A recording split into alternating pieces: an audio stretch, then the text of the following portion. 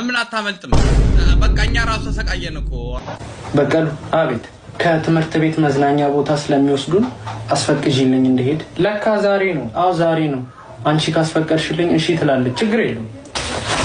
እኔ የምልሽ ወይ ዛሬ ከትምህርት ቤት መዝናኛ ስለሚወስዷቸው የኔ ራሴ ልጅ ልካለው፣ አንቺም እሱ ላኪ። እሱ? አዎ ምን ችግር አለው? የኔም ልጅ እኮ ይሄዳል፣ እልከዋለሁ።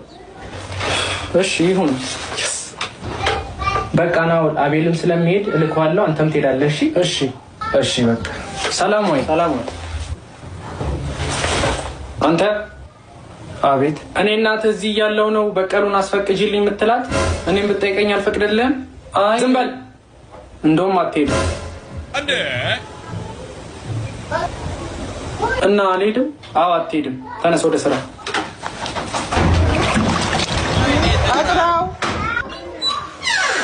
ናው